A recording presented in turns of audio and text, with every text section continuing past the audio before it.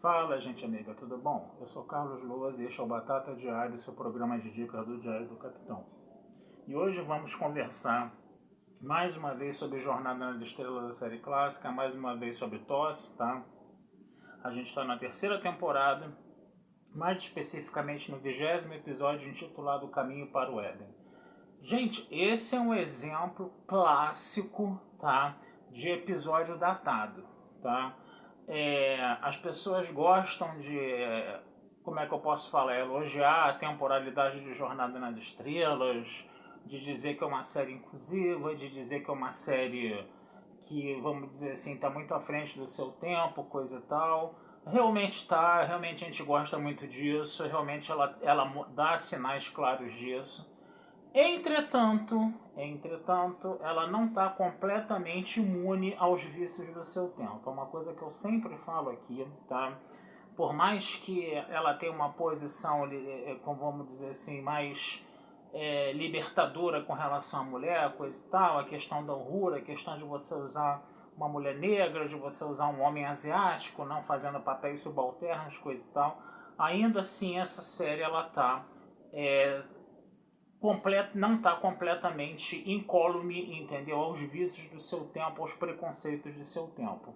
E esse episódio, tá, gente? O Caminho do Éden, ele é um paradigma disso muito claro, né? É o famoso episódio dos hippies, para começar. Então já é datado, já começa por aí, né? Já é um episódio datado por aí, já começa, entendeu? Com a Enterprise perseguindo, né? Um cruzador que foi roubado, né? Por um grupo de pessoas, né? Que lembra muitos hippies da década de 60, entendeu?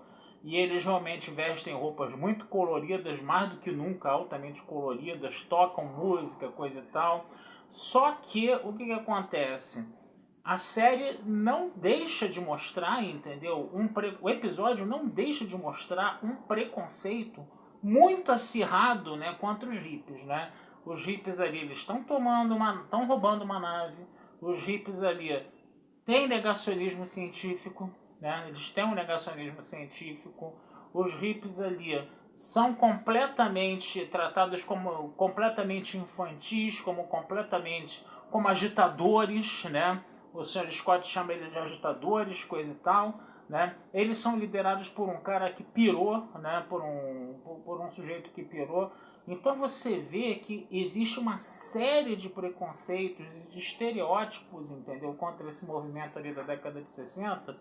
E isso fica muito claro no episódio. Quer dizer, e Dick, beleza, né? Mas se for pra hippie maconheiro, não. Entendeu? Fica bem claro isso, entendeu? Nesse episódio aí, tá? E a única pessoa que vai mostrar ali uma certa, vamos dizer assim, vai mostrar um certo contato, uma certa identificação com os hippies, vai ser quem? Adivinha quem vai ser? Ele, justamente ele, o Spock, né?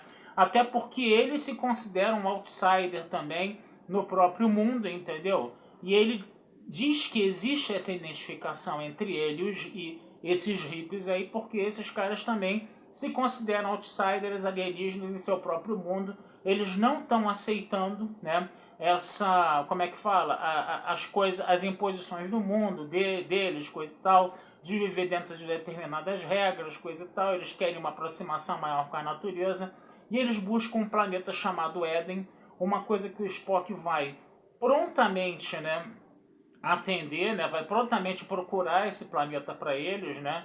Agora, é aquela coisa, o líder dos hippies, ele tá com uma doença, ele pode espalhar essa doença por enquanto ela só está incubada, né, ele sabe que está com essa doença, entendeu, mas mesmo assim ele está levando esse movimento a cabo, entrando em contato com as pessoas.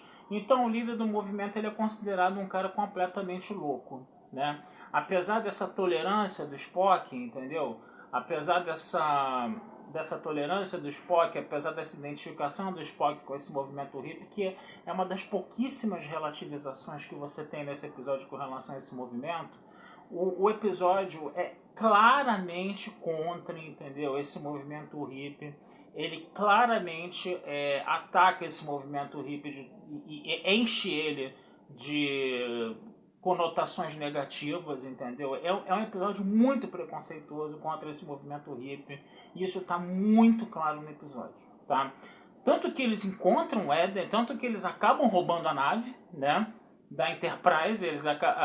O Chekhov, ele conhece uma hippie dessas antigas aí, que eles eram apaixonados, coisa e tal, e o Chekhov, coitadinho, um cara mais novo ali, né, entrega todo o comando da Enterprise de mão beijada, né, para esse movimento hippie, à medida que a ex-namoradinha dele lá tá conversando com ele sobre isso, né. E aí o que vai acontecer? Né? Esses caras vão jogar um raio ultrassônico lá para a Enterprise, a tripulação da Enterprise ficar toda desmaiada lá, para eles poderem descer nesse planeta, chamado Éden, que adivinha onde é, gente? É depois da zona neutra em espaço romulano, né? Tinha que ser, né? Então, quer dizer, tudo aquilo que os hippies fazem, entendeu? Todas as coisas sempre vão dar galho, vão dar algum problema bem sério, coisa e tal. E quando eles descem ao planeta, né? Quando eles descem ao planeta, depois a tripulação da Enterprise vai atrás, o Kirk, o Spock e o McCoy vão atrás deles, né? Eles se teletransportam para a superfície do planeta, eles conseguem desligar lá os raios o ultrassom lá que estava deixando todo mundo doido lá. E eles conseguem descer a superfície do planeta quando os hippies já desceram com uma nave auxiliar. E quando eles chegam no planeta, o planeta realmente ele tem uma aparência altamente paradisíaca, mas ele é um planeta extremamente mortal, porque as frutas são envenenadas, as flores, a vegetação é cheia de ácido, entendeu? Então, aparentemente, ele parece ser um paraíso, mas ele é um verdadeiro inferno. Um dos hippies acaba morrendo, inclusive o nome do hippie era Adam, né? Quer dizer, ele foi expulso do paraíso, né? O Spock fala o nome dele era Adam, coisa e tal, né? E o próprio doutor lá, o próprio cientista lá que vira hippie, vira líder do grupo, ele acaba se matando, comendo a fruta lá, se negando, entendeu? A sair desse mundo e acaba morrendo. E os outros hippies feridos lá são transferidos para a nave, né? Então, quer dizer, eu confesso a vocês que esse filme me lembra um pouco o Metrópolis, porque o que acontece? Quando os trabalhadores no Metrópolis eles se revoltam, entendeu, contra o patrão e se revoltam contra o sistema, né? O que acontece, né? A cidade deles é inundada, no caso, né? E é punição para a revolta, entendeu? É punição por você ir contra um sistema estabelecido. E esses hippies também estão sendo punidos por irem contra um sistema estabelecido, né? E eles acabam encontrando a própria ruína deles no paraíso deles, né? Como se fosse um castigo por eles serem daquele jeito, como se fosse um castigo por eles não aceitarem as convenções sociais da época, né? Então é um episódio complicado, é um episódio muito complicado, né?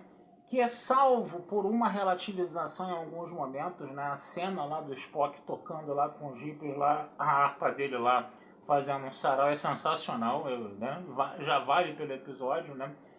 E no final também, né, quando a namoradinha do Chekhov lá, a Irina, né, para não usar esse termo pejorativo, namoradinha, né, a Irina ela chega e fala assim, né, você procura ser um cara mais, não procura ser correto o tempo todo, né, e o Chekhov fala, e você procura ser correto um pouquinho de vez em quando, e o Spock chega para a Irina, né, atrapalha a conversa dos dois e fala assim, eu espero que vocês consigam encontrar, entendeu, o mundo que vocês estão procurando, né? Isso acaba salvando um pouco o episódio, né? Mas aí é aquela coisa. Eu não sei se o Arthur Heinemann, né, que eu não falei o nome dos autores aqui, o Arthur Heinemann e o Michael Richards, né? Ele pega esse preconceito da década de 60 e joga, né, para a tripulação da Enterprise no século 23, né? Eu não sei se é mais por uma questão de mostrar, né, que eles também, que era um preconceito de época também, né? Deixar bem claro que isso é um preconceito de época, né? Mas ao mesmo tempo também a gente sente que tudo que os hippies fazem, entendeu, acaba levando a alguma coisa negativa, né? Então acho que o preconceito está muito mais do que você vê um preconceito, por exemplo, da Major Barrett, né, falando, né, que são animais que tinham que estar trancados numa jaula, ou então do Sr. Scott dizer que eles eram agitadores, coisa e tal, né? Ali eles é como se você estivesse refletindo, né, o preconceito da década de 60 mesmo e mostrando o absurdo desse preconceito. Pode até ser isso. Agora, muito pior do que isso, né, quer dizer, Ali eles estavam realmente querendo mostrar o preconceito da época, de repente, os autores, né? Imagino isso, né? E eles usam esses termos altamente pesados, né? Agora, muito pior do que isso, é tudo aquilo que os hippies fazem, entendeu? Sempre vai levar alguma coisa negativa. A forma como eles agem também, né? Também são formas negativas de roubar naves, esse negócio todo, entendeu? E, finalmente, né? O grande castigo deles é o próprio paraíso deles, né? Então, quer dizer, é, é, o episódio ele tá mostrando o preconceito que existia contra os hippies na época, mas ao mesmo tempo está sendo preconceituoso contra esses hippies no sentido de que tudo que os hippies fazem, entendeu? Só trazem agonia e destruição, entendeu?